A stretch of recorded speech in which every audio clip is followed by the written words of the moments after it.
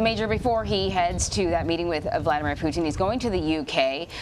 A British reporter asked him earlier today about his feelings about the planned demonstrations and protests. He sort of pivoted to talking about immigration. He didn't answer the question at all. Our partners at the BBC say this is probably going to be one of the most controversial visits ever by an American president. Talk to us about why that is. Well, because there is a sense in Britain, particularly in London, an international city, very welcoming, very diverse, that the president's attitude toward immigration globally and certainly in the United States is hostile to British interests, British values.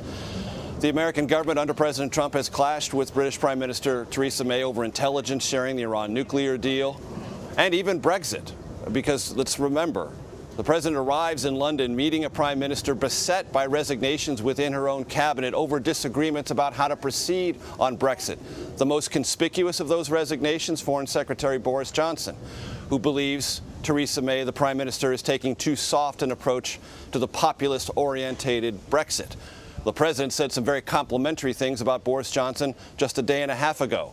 That cannot be welcomed by Theresa May, having seen her cabinet rocked by Boris Johnson's resignation and criticism of her approach to Brexit. So that's at the governmental level. And in the streets, there's just a sense that Trump is the wrong kind of an American leader, a kind of leader that Britons are simply not comfortable with, or certainly progressive, liberal-oriented Britons are not comfortable with.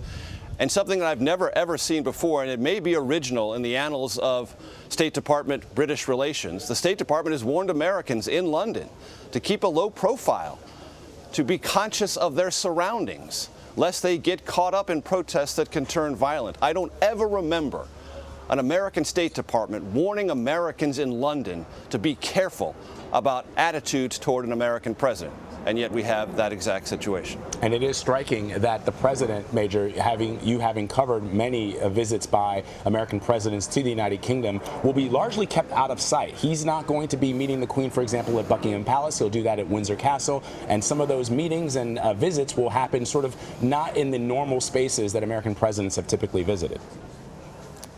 Not in the normal spaces and not by the normal means of conveyance. You'll see very little, almost none of the presidential limousine. Most of the president's transit will be conducted by a helicopter, which means he'll be able to fly over the protests, not see them face to face. Well, he might run into that balloon.